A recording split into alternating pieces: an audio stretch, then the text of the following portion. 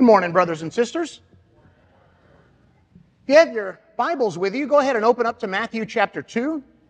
And if you have your class books, open up to page 22. If you need a class book, just raise your hand. If you need a class book, just raise your hand. I want to make sure everybody's got one who wants one. If you have your class book, go to page 22. We are going to finish our examination of Matthew chapter 2 today. And if you need a pen, just raise your hand. I have pens as well, so I gotcha. Thank you to Craig for passing these out. Here, I'll just give you the box. Thank you, Craig. Appreciate it.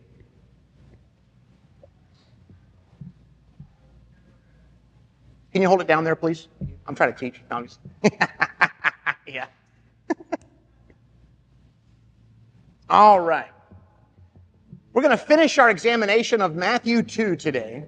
Some of you may be thinking, finally, we've spent this might be the fifth lesson, I can't remember, but 4 or 5 lessons on Matthew 2. But the reason for that is because of one of our class objectives, which you can see on the screen. One of my objectives for this class is that at the end of this study of Matthew chapter 1 verse 1 to then chapter 4:17, because remember, we're only looking at Matthew's opening in this class.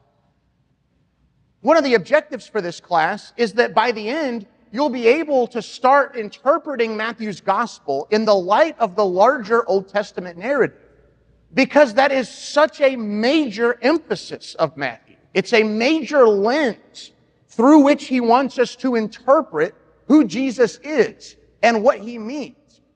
And I'll say more about this today, but because of that, since this is one of our objectives, every time in chapter 2 that Matthew has said this was to fulfill what was spoken by the prophet, we've gone back and we've looked at that Old Testament passage so that we can understand what is Matthew saying there.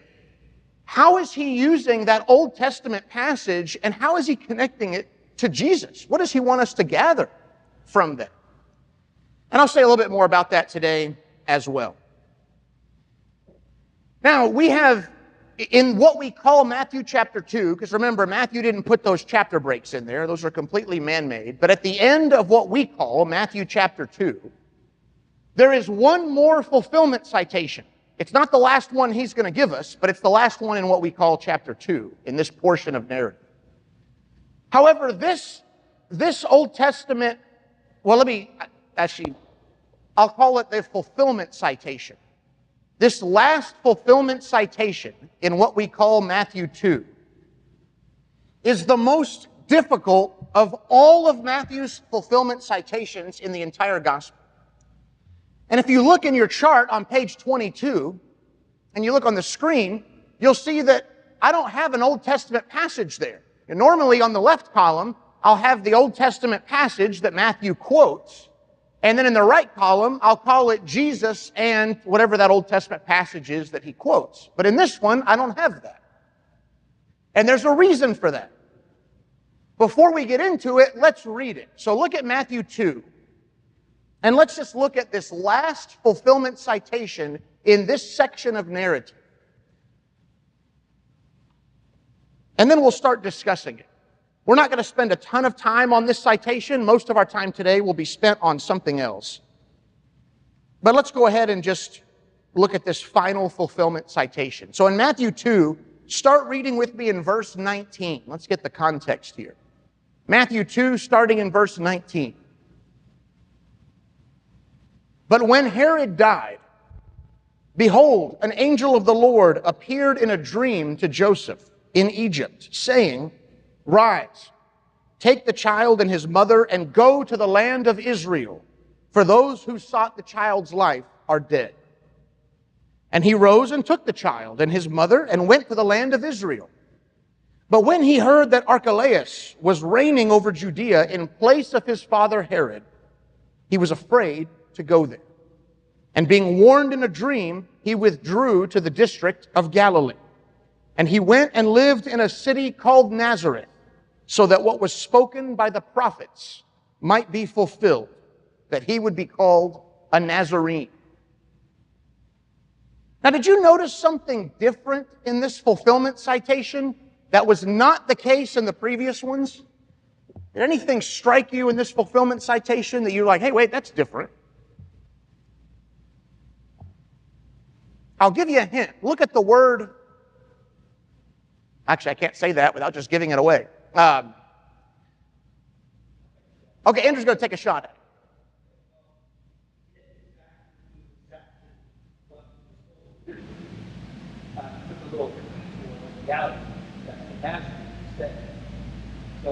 Talk about Joseph. So it really, the prophet is but the film is different than what he spoke. Yeah, Andrew said maybe the difference is in that Joseph, maybe on the surface, appears like he did something a little differently than what the angel originally had told him. I would argue differently. I don't think the text is presenting Joseph as being disobedient. Okay.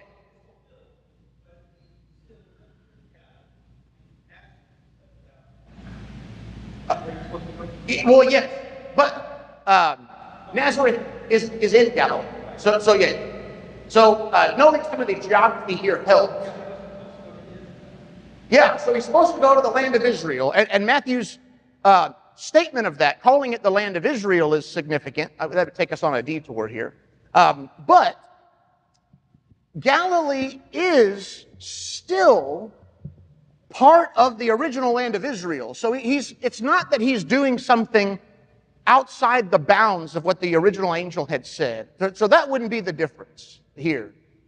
It's something in what Matthew says, this was fulfilled according to the prophets, plural. You see that? Prophets, plural. So not prophet, singular. Normally, in the fulfillment citations, Matthew has said this was to fulfill what was spoken by the prophet, and then he might name the prophet. He might not. He doesn't always name the prophet. But he'll say the prophet singular, and then he'll give us the quote, where he's referring to a specific passage. In this instance, he doesn't do that. He says this was to fulfill what was spoken by the prophets, plural. That's interesting. And I think that is a key to understanding what Matthew is doing here. Let's go ahead and get into it.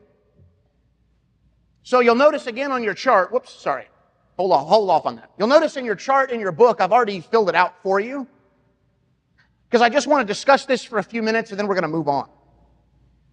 One of the difficulties of this fulfillment citation is that there is no Old Testament passage that says, and he shall be called a Nazarene.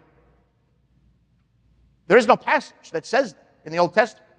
In fact, Nazareth itself didn't even exist in the time of the prophets. So what is Matthew doing here by claiming that he shall be called a Nazarene in some sense fulfills the prophets, plural? Now, whatever Matthew meant was apparently understood by his original audience. He doesn't go into detail, doesn't explain it. So apparently they had some shared understanding of what he was getting at here. We don't have that. All we can do is guess. And so, like I said, this is the most difficult fulfillment citation in Matthew's gospel because we just aren't 100% certain what Matthew is trying to communicate here, given that there is no Old Testament passage that says this. But here are two proposals. So in your chart are two proposals. These are not the only two. They're just the two that I decided to share with you. One proposal is that Matthew is making a word play between Nazarite from Judges, Samson, think Samson, although Samson wasn't the only Nazarite, but he's one of the most well-known, and Nazarene. And I've put in English letters the Greek spelling there so you can see that there's only one letter difference. And so a proposal that some have suggested is maybe Matthew is doing a word play in saying that he shall be called a Nazarene. He's wanting to bring to his audience's remembrance, the Nazarite, Samson. Because there are some parallels between Jesus and Samson. Remember, Samson also had a miraculous birth. And Samson effected a great deliverance in his death. So there are things we've already seen Matthew draw parallels between Jesus and Old Testament people and institutions. And so this might be what Matthew is doing, that he's saying, hey, I want you to think of Jesus and Samson together. Compare and contrast them. Because remember, the contrasts are also important, not just how they're similar, but also how they're different. That is one proposal, and I'll be honest with you, it's the proposal that I really leaned towards in the past. Recently, though, I've started to lean more towards proposal 2. I think, I didn't put the right column up there. So what Matthew is doing, like I said, Matthew's just inviting his readers to reflect on the parallels and contrasts between Jesus and Samson. I think proposal 2 is maybe more likely now. Proposal 2 is that maybe what Matthew is doing is he is alluding to a theme in the prophets. So he's not referring to just one passage like his previous citations. He's referring to a theme in the prophets, and the theme is that the Messiah would be disdained. That theme is there in the prophets. And the reason why I lean more towards this one now is because of what we said. Matthew says prophets plural. He seems to have in his mind multiple prophets, not just one passage that he's citing. And another reason I lean more towards this one now is that Matthew will do this again in chapter 26. In Matthew 26, verse... I have it in my notes here somewhere, but now I'm missing it. But in chapter 26, Jesus will make the statement, something to the effect of, I need to do this so that what was written in the prophets might be fulfilled. And he's just referring to a theme there. In that one, it's more clear, the theme that's being referred to. So I think Matthew's doing something similar here. And so what I have in the right column is what Matthew is getting at, according to this proposal, is that the derogatory connotations that would be associated with the title, the Nazarene, that those derogatory connotations reflected the prophetic theme that the Messiah would be disdained, rejected by his people. And when I say the derogatory connotations associated with Nazarene, just think of John chapter 1. You remember when some of the eventual disciples come to Nathanael and they say, we have found the Christ, Jesus from Nazareth. You remember what Nathanael says? Can anything good come from Nazareth? And you see there this instance where Nazareth, the Messiah can't possibly come from Nazareth. For one, there's nothing in the Old Testament about Nazareth. And it's the small, dinky, know-nothing village. You're telling me that the King of Israel comes from Nazareth? And I think what Matthew would say to us is, yeah, that's the point. Because the prophets told us that the Messiah was going to be rejected by his own people. They'd see him and think nothing of him. And so maybe that's what Matthew is getting at. So again, I lean towards the second one. At the end of the day, we're not 100% certain. But these are two proposals for what Matthew might mean. What questions do you have on this? This is all the time I want to spend on this last fulfillment citation in chapter 2. What questions or thoughts do you have on this one, the Nazarene prophecy? Yeah, Mr. Jim?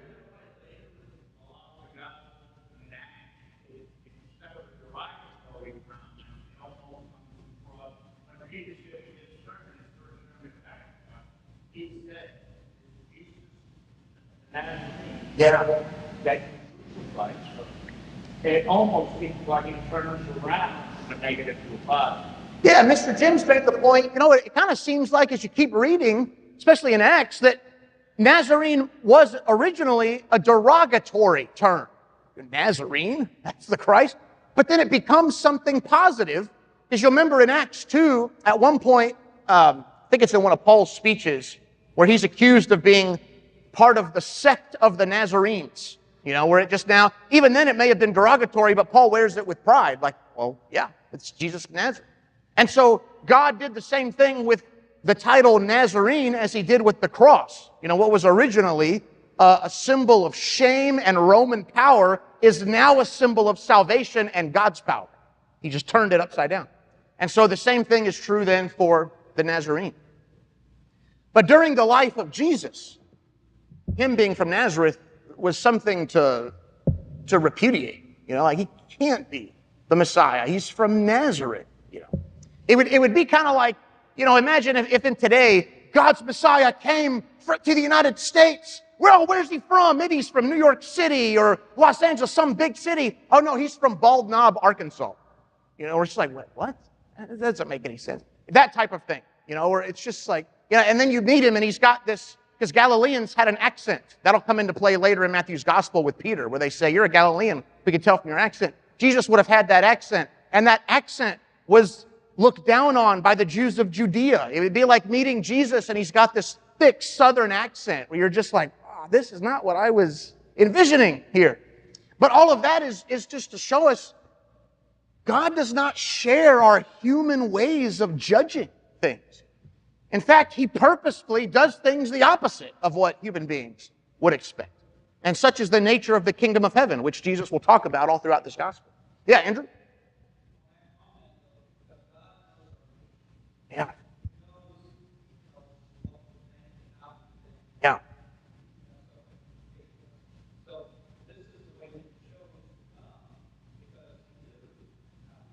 Yeah.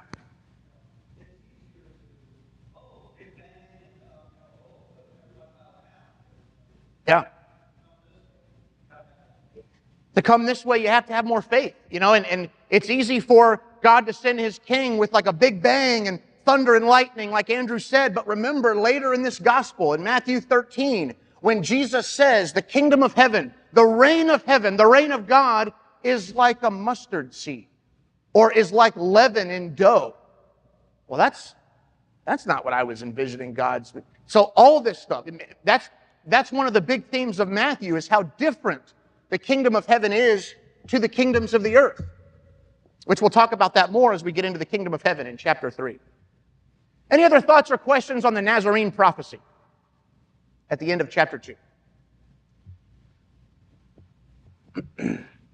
All right, where I want to spend most of our focus today is in a particular allusion that Matthew makes. And this will be the last Old Testament reference that we'll examine in Matthew 2. And this one is so neat to me, because if you understand this allusion and you understand what the Old Testament passage is that Matthew is alluding to, it reveals to us that you sitting in this building right now, us together, is a fulfillment of prophecy.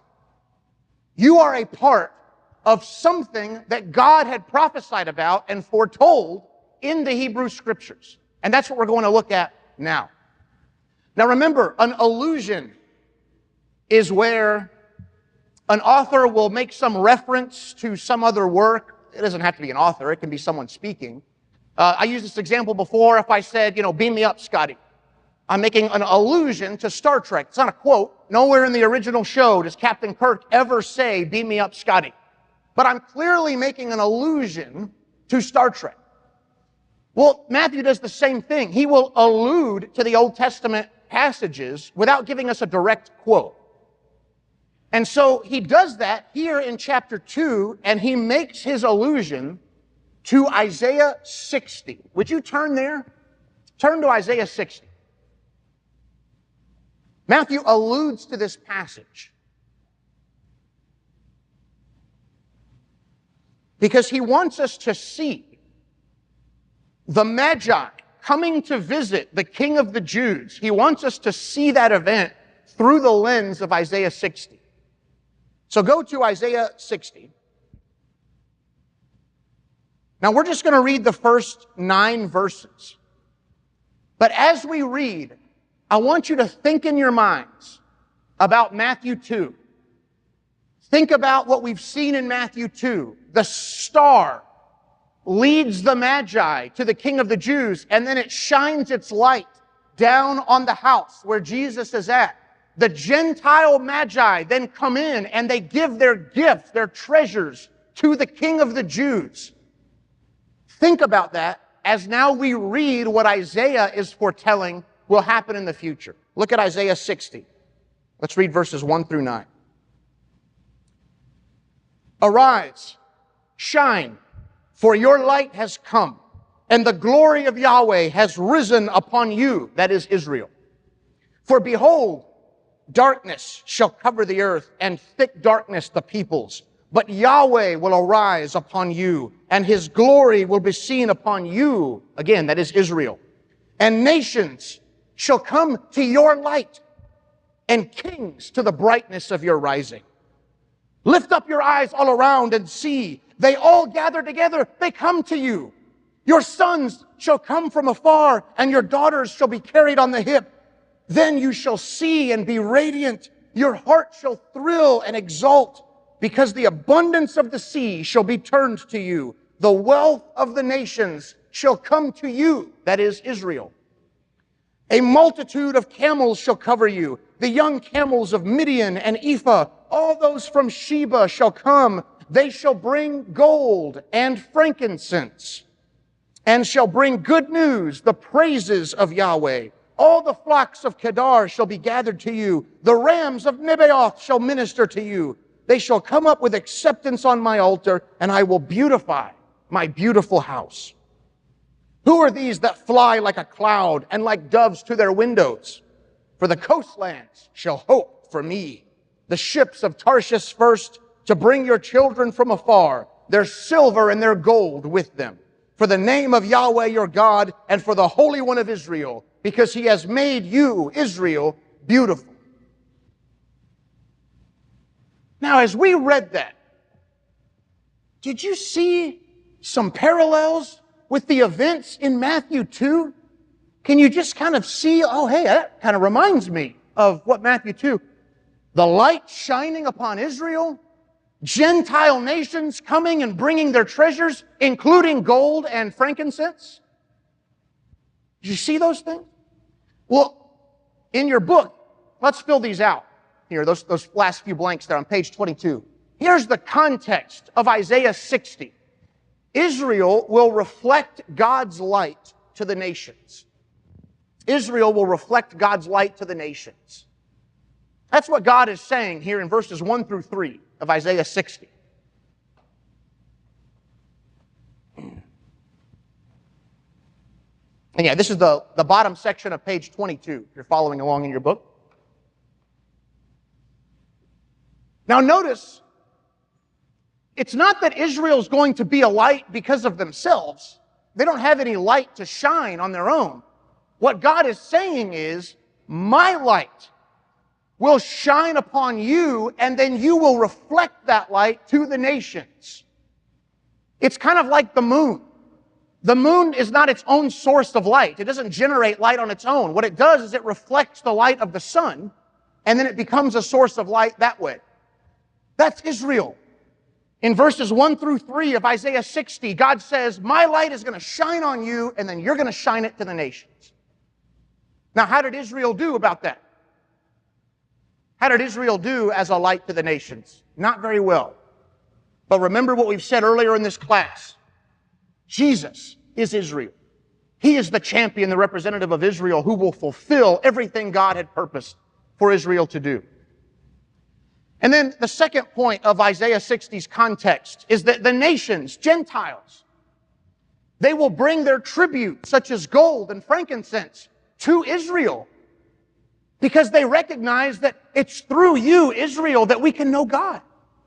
So we're bringing our gifts to you because we recognize you are the people of the one true God of heaven and earth. Here are our gifts. Here's our tribute to you.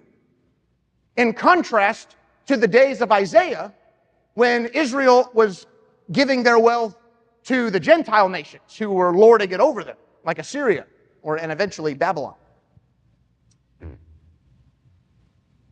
Now, let's start transitioning into what Matthew is doing by alluding to this passage. Matthew 2:11 alludes to Isaiah 60, verse 6. In Matthew, in fact, I'll just read it to you here so you can keep a finger at Isaiah 60. So in Matthew 2:11, we are told, and going into the house, the Magi saw the child with Mary his mother, and they fell down and worshipped him. Then, opening their treasures, they offered him gifts, gold and frankincense and myrrh. And what I would submit to you is that any Jew, because remember, I do think Matthew is writing to a Jewish audience, any Jew familiar with their scriptures, when he's now depicting these Gentiles opening their treasures to the King of the Jews, including gold and frankincense, their mind's just going to go back to, wait, Isaiah 60 talked about that. Gentile nations coming to bring their treasures, including, specifically, as Isaiah says, gold and frankincense. In Isaiah 60, verse 6. So what is Matthew wanting us to connect here? If Matthew is alluding to Isaiah 60 in his depiction of the Magi coming to visit Jesus, what is he wanting us, what connection is he wanting us to make? Well, here's what I would submit to you. What Matthew is doing is he's presenting Jesus, who is, remember, the embodiment of Israel. He is the representative of Israel. Jesus, he is God's light to the nations. He is the light of Isaiah 60. Because remember, Israel wasn't a great light to the nations. They didn't reflect God's light. In fact, they adopted the Gentile nations' darkness. So God exiles them. Well, but God, you said you were going to shine your light to the world through Israel. So how are you going to accomplish that? Matthew's answer to us is, he accomplished it in Jesus, the son of David, the son of Abraham. Jesus is Israel. He is the one who is the champion. Just like David goes out to represent Israel to fight Goliath, and he accomplishes that victory on behalf of God and on behalf of Israel, Jesus is the representative of Israel who goes out and says, I will accomplish everything the Hebrew Scriptures promised Israel will do. I will be that light to the nations. And so that's one thing that Matthew is drawing our attention to here. And then the second thing he's wanting us to connect is that the Magi episode is a microcosm of the nations bringing tribute to Israel. The Magi episode is a microcosm of the nations bringing tribute to Israel. Let me explain what I mean by that. I don't think Matthew is claiming that the Magi bringing their gifts to Jesus is the ultimate fulfillment of Isaiah 60. I don't think that's what he's claiming. I think Matthew sees in this Magi episode Isaiah 60 in miniature form. So Isaiah 60 talks about the whole world, all the nations bringing their gifts to Israel. And Matthew sees the Magi when they're coming to bring their gifts to the King of the Jews. Here's a down payment of that. Here's a miniature version of that. So it's a miniature fulfillment. You could think of it that way. That is prefiguring and pointing forward to the ultimate fulfillment of Isaiah 60 when all the nations will come and bring their gifts to God's Israel, Jesus Christ. So I think what Matthew is doing here is he wants us to see this Magi episode as a miniature version of Isaiah 60's worldview, when all the nations will bring their gifts, their treasures, to Israel and to Israel's king. What questions or thoughts do you have on this allusion and the connections I think Matthew is wanting us to make here to Isaiah 60? What questions or thoughts do you have on this? Yeah, Mr. Jim?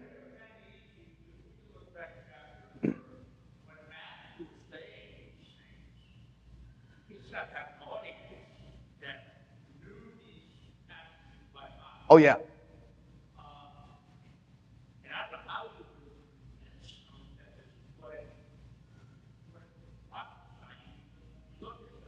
Yeah.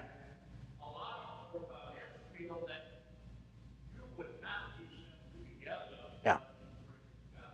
Yeah, Mr. Jim just said Matthew has to be writing to an audience who really knows the Hebrew Scriptures. We're going to come back to that idea later today, because that is an application that I want to make from this. But it's one author made this analogy. I think it's a good one. Sometimes we're kind of in awe of how in the world did the Jews know the Scriptures this well, where Matthew could just say a few words and then take your mind back there. You can do the same thing with things that you're familiar with. I'll give you an example. If I were to say, hey, I got a phone number for you, 867, what's the rest of it? 5309. If you know that song, boom, 867-5309. Oh yeah, that's it. Or if I were to just say, like, hey, we're staying alive. Oh yeah, the Bee Gees. Yeah. Those things that we're super familiar with. Or even if I think I used this one before. I don't know if we have any fellow nerds in here, but if I went up to Craig and I said, Craig, you will buy me lunch today. Someone who knows Star Wars, oh, Jedi. Yeah, there you go. Jedi mind trick. There you go. Craig, I got it. See, here's the Force right there. Things that we're super familiar with, it doesn't take much for our brains just to go back there. Well, if you have lived your whole life from the time you were a child to an adult, reading these whole Hebrew scriptures and memorizing them, purposefully memorizing them, we can understand, okay, I get it.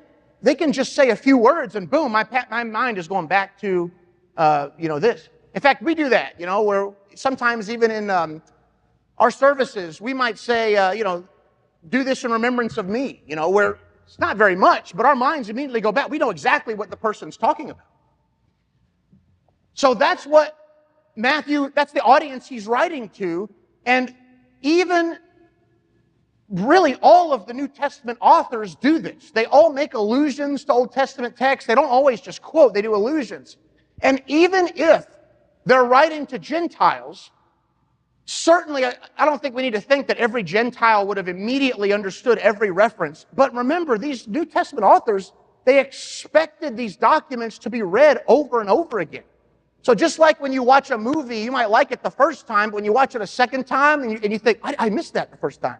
Oh, look at how that line foreshadows what happens later. Now that I know the movie, I can see that stuff. That's what these New Testament authors are doing too. So, those who are really educated, you're going to get this. Those that aren't that educated, you'll get it eventually through teachers and everything. But I'm going to put it here so that eventually your understanding grows.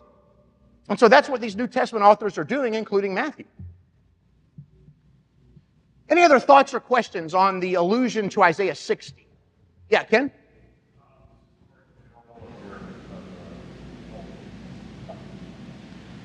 Matthew, Gentile, nothing about Israel per se, and books of law. You hear about Jesus, you hear about the miracles, maybe you hear him speak one time, and you decide, okay, this is, the Son of God. The scribes and the Pharisees come out and tell you that's a lie. God is in the temple, you kind of do all these things, what the law wanted us. But as they study, and other people study, and people back to study, you would begin to see, and this is what I get from many of us lessons and speaking classes like this, is that belief of the New Testament isn't negated by the Old Testament. Yeah. As I guess, true Jews would tell you, that this is leader of the prophet. Yeah. But it actually supports it. It deep. Yes. And it gives a foundation to your faith that comes from the beginning of time.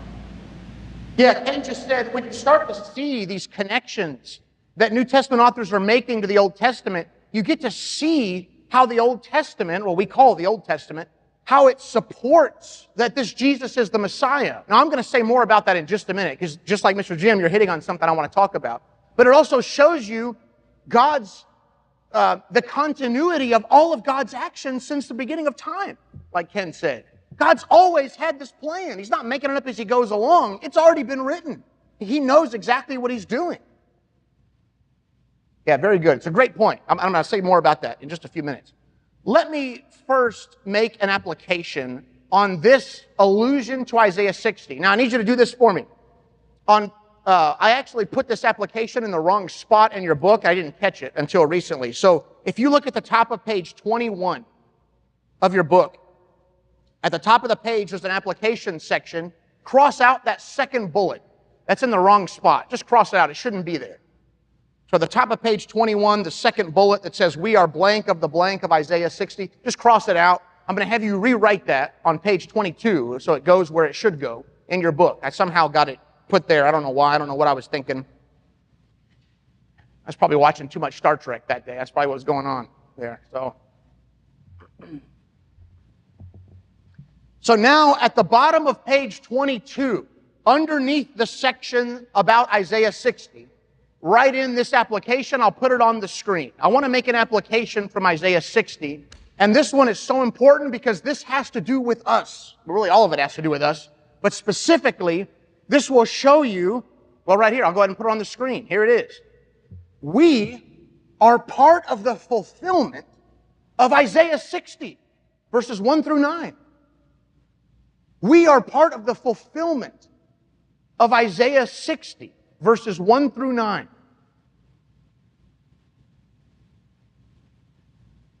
Have you ever thought of yourself as, I'm part of fulfilled prophecy?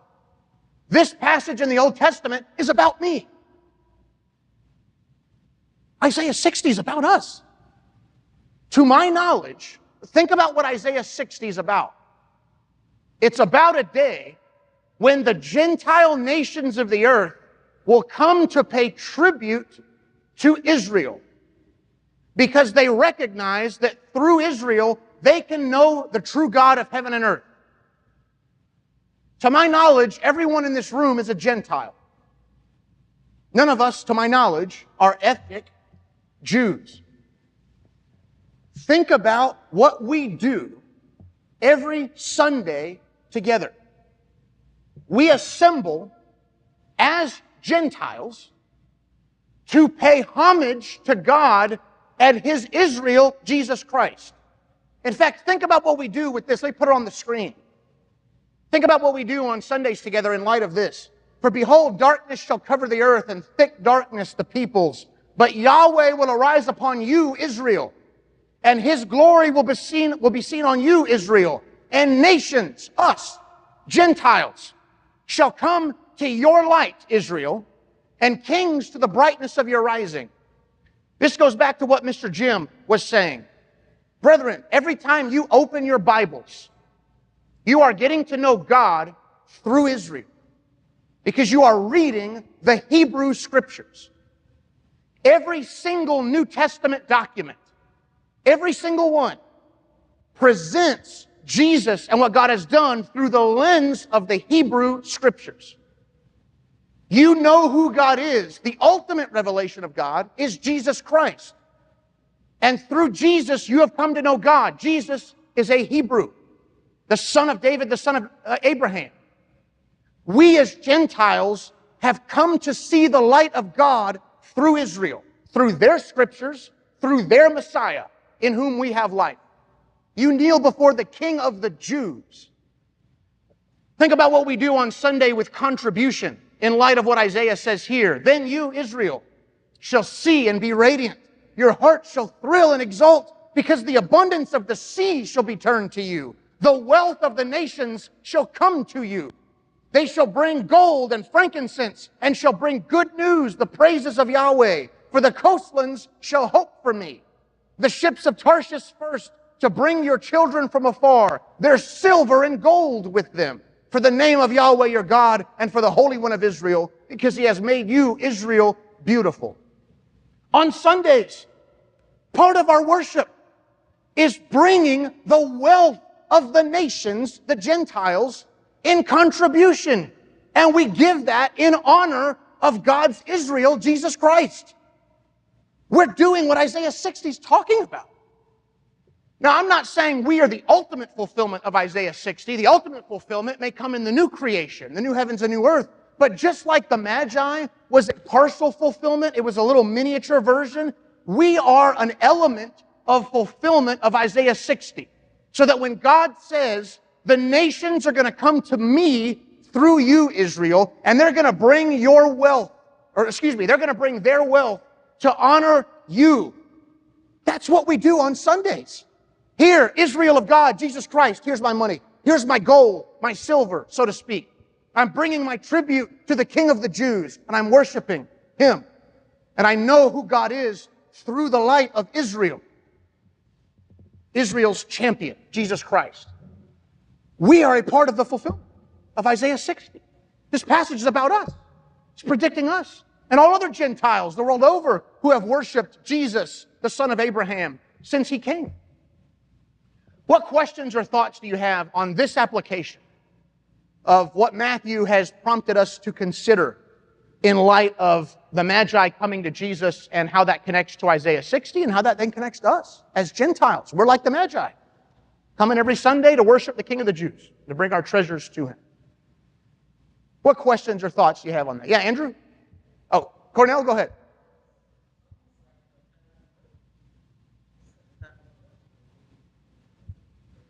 Yeah, and there's that thread through the scriptures. Part of praising God is you come and you praise him, but also it's always been the case you bring a sacrifice. That's always been the case since Cain and Abel. So you bring a sacrifice to God and you give him part of what he has provided to you, part of worship. Yeah, very good. Yeah, Andrew?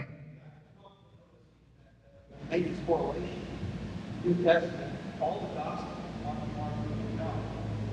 are the Gospels. And they all have Old Testament writings in them. Yeah. You've got to remember, they were still under the old law. Yeah. Yeah. And then the Acts and Revelation, the commentaries on the Gospels. So, what people, they can use the New Testament and the Old Testament, but they are intertwined. Oh, yeah. Yeah. Yeah.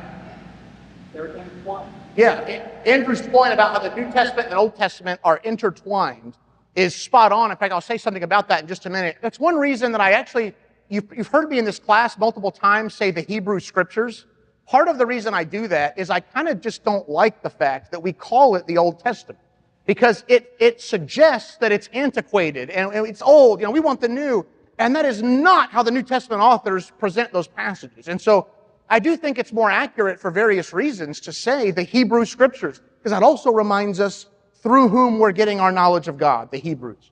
And so that's one reason I usually say Hebrew Scriptures instead of saying the Old Testament. Yes, ma'am. Yes. Yes. Yeah, all Scripture's about me. So remember what he says to the disciples on the road to Emmaus in Luke's Gospel, where it says that he opened their minds to understand everything in the Scriptures about himself, or he's teaching them that. Absolutely. And so that is another instance where that point is stressed. Excellent. Excellent. All right. Let me wrap up here with just very briefly bringing to light some of Matthew's Christological claims that he's made for us thus far in Matthew 1 and 2. And then we'll just wrap up with some applications and be done. I'm not going to spend a lot of time on these, but I do want to make these explicit. Don't ever forget that Matthew's primary purpose is to tell us who Jesus is, what he means. That is his primary purpose. And so when he's giving us this information in his gospel, it's to help us understand who is this man Jesus, why is he significant, what has God done through him, what's he mean. In other words, all of that is Christology. That's just a word that summarizes all of that. And so what are the Christological claims? In other words, what claims has Matthew made about Jesus as the Christ? So far, in this brief introduction, we've only done chapters 1 and 2, and yet there's so much Matthew has presented to us. But I want to make some of these explicit. Here's the first one. One of the Christological claims that Matthew has made is that Jesus is Israel. He's Israel embodied. You could think of it that way. We've also described it as him being Israel's representative. Remember that idea of corporate solidarity, where a figure represents an entire group and takes on the traits of that group, and also whatever that representative's fate is, that is shared with the group. I've also used the phrase, Jesus is Israel's champion. That's another way you could think of it. But in Matthew's presentation of Jesus, he has presented Jesus as the fulfillment of Israel. And I've written about that in more depth in your book. Starting on page 62, there's an article there that I fleshed this out more. But that's one of the claims. that Matthew has made about Jesus so far. Here's another one. Matthew has made the radical claim that Israel's history purposefully prefigured this man, Jesus from Nazareth. Israel's history purposefully prefigured Jesus from Nazareth. In other words, what Matthew has claimed through narrative, he's never given us a verse that just says this, but through his narrative presentation and by telling us that Jesus fulfills these passages and then making allusions to how what God was doing in the Old Testament is now coming to fruition in Jesus of Nazareth. What Matthew is doing is he's saying, hey guys, my Jewish brethren, everything God did in our history to our nation was all pointing to this man, this Nazarene. Do you see how radical that is? That's a radical claim that Matthew's making. And then building on that, here's another radical claim Matthew's making. He's saying that Jesus is the lens through which the Hebrew Scriptures and Israel's history should be viewed. Jesus is the lens through which the Hebrew Scriptures and Israel's history should be viewed. Matthew is also giving us a way to read the Hebrew Scriptures. This goes to what Ken was saying a few minutes ago. Matthew is saying, hey, my Jewish brethren, if you want to really understand our Scriptures, you have to read them through the lens of this Nazarene. If you want to really understand the Exodus, then you have to see the Exodus as a prefigurement of what God was doing in this Jesus. If you want to really understand the end of the exile, you need to read that and see that through the lens of this Nazarene, because he is the ultimate end of exile. That is a radical claim that Matthew is making. And it is a claim that most Jews in the day of Jesus and after did not accept. When Paul in Acts is preaching Jesus to the Jews, most of them do not accept Paul's reading of the Hebrew Scriptures. That everything that God was doing was preparing for this crucified man, Jesus. Most Jews reject that reading. We don't see that. In fact, think of it this way, just to really bring this to life. Imagine if I got up here and I said to you, I'll pick on Marvin here because I know I can pick on Marvin and not get beat up too bad after. Imagine if I said to you, if you really want to understand the Old Testament Scriptures, if you really want to understand the Exodus and the end of exile, you have to know about the life of Marvin Phillips. Because everything God was doing in those events was pointing to this man, Marvin. He is the lens through which to really understand those Bibles that you're holding. You would look at me and think, you're crazy. This is ridiculous. But then what if you saw Marvin come here during a funeral and he raises that person from the dead? Well, then what? Wait a second. That's making me think now. And there's a whole mental transformation that has to go on there. But I at least want you to see how radical Matthew's claims are here. Because they're truly radical claims that he's making. And then finally, just this last one. Accepting or rejecting Jesus as the Messiah includes accepting or rejecting Matthew's way of interpreting the Hebrew Scriptures. In other words, what I just wanted to state here was, if we accept that, yeah, Jesus is the Messiah, we also have to accept Matthew's way of reading the Old Testament. We have to accept that, yeah, Jesus is the lens through which to truly understand the Hebrew Scriptures. And so that's what we're accepting when we accept Jesus as the Messiah. More could be said about that, but let me close here with just some applications, and then we'll be done. These applications are on page 23 at the bottom, and these are applications from everything that we have discussed in Matthew 2, and really going back to Matthew 1. So we're zooming out here. These are kind of zoomed out applications from everything that Matthew has presented to us thus far in Matthew 1 and 2. Here's the first one, and then I'll explain what I mean by it. But really, Ken, we already hit on this. Understanding Jesus' significance means understanding the Hebrew Scriptures. That's something we can take from Matthew's presentation of Jesus. Understanding Jesus' significance means understanding the Hebrew Scriptures.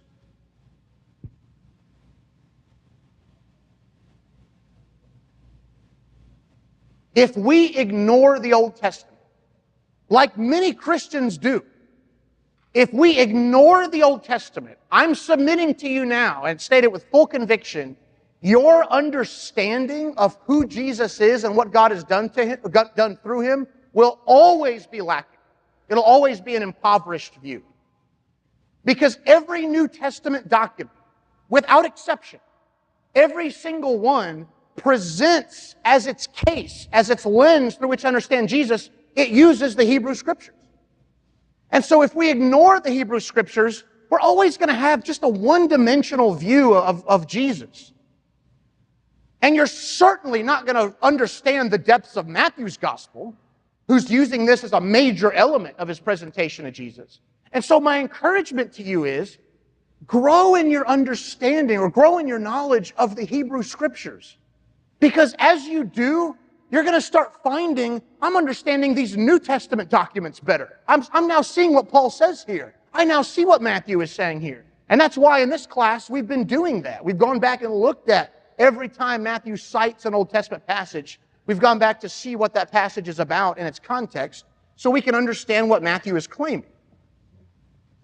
So grow. Make it a point for your discipleship walk. I need to grow in my knowledge of the Hebrew Scriptures. And as you do, you will then grow to understand Jesus more deeply and the New Testament more deeply. Here's a second application. I mentioned this earlier, but I'll mention it just one more time here. One of the applications that we get from Matthew's Gospel is that our knowledge of God comes through the Hebrews. Our knowledge of God comes through the Hebrews.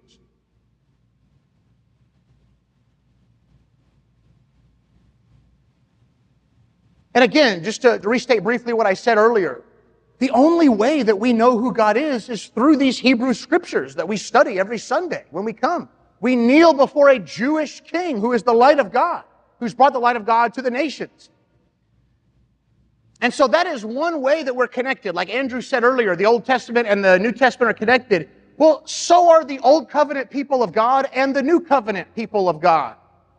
It's not that we have replaced Israel. That's not the case. In fact, may I bring your attention to this passage in Romans where Paul addresses this very point, where he is speaking to Gentiles. And he's going to use a metaphor. He talks about God's Israel being a tree. And it has natural branches, the Jews, but some of them were broken off because they didn't believe in the Messiah. So they've now been removed from God's Israel. But then he describes Gentiles as a wild olive shoot that has been grafted into the tree. In other words, you haven't replaced Israel. You're getting nourished from Israel. And look what Paul says to these Gentiles. Now I am speaking to you Gentiles. If some of the branches, that is the Jews, were broken off, and you, Gentiles, although a wild olive shoot, were grafted in among the others and now share in the nourishing root of the olive tree, do not be arrogant toward the branches. If you are, remember it is not you who support the root, but the root that supports you. In other words, Gentiles, don't think you've replaced Israel. Don't think you're better off than Israel because you happen to now be part of God's Israel in the Messiah. Remember that you're only a part of Israel because you've been grafted in. It's the Israelite people who support you. You don't support them. It's their scriptures through which you get to know God. It's their Messiah through whom you have life. Remember that. Don't get arrogant. And so I think that's an important, what the point Paul's making here is an implicit point of Matthew. Again, I think Matthew's writing to Jews, but as Gentiles reading Matthew, it's a good reminder that, hey, listen, we have come to know God through the Hebrew people. We need to keep that in mind. And then finally, last application. As we've seen in Matthew 5 times up to this point, where Matthew says this was to fulfill what was spoken by the prophet, one of the applications from that is that God is faithful in keeping His word. God is faithful in keeping His word. Everything God had promised to do in the Hebrew Scriptures is all getting accomplished in Jesus. And so as we read Matthew's Gospel, that's one of the points that Matthew's making is, hey, God's keeping His word. He's faithful. And that's so important for us because when we live in this dark world, isn't it easy to kind of think, but where's God's promise to judge evil? Look at how evil just seems to run rampant in our world. He promised to reward the righteous. Where is that promise? Where's this promise of new creation that he has made? Well, remember, his timing may be different than our timing, but we have an entire history of God's activity where every time he said he would do something, he's done it. And so it should then help us to have the faith that, you know what, I haven't seen God keep his promise fully yet of judging the wicked, but I know it'll happen. Because I can look back and see how he fulfilled his word in all this. So God is faithful in keeping his word. And so I think that's something that Matthew leaves with us as well. Well, thank you all so much for your kind attention today. This wraps up our lesson of Matthew 2. And so next Sunday, we're going to get into a lesson on John the Baptist to help introduce us to Matthew chapter 3 and that material. And so I hope you'll join me for that study next Sunday. Thank you so much.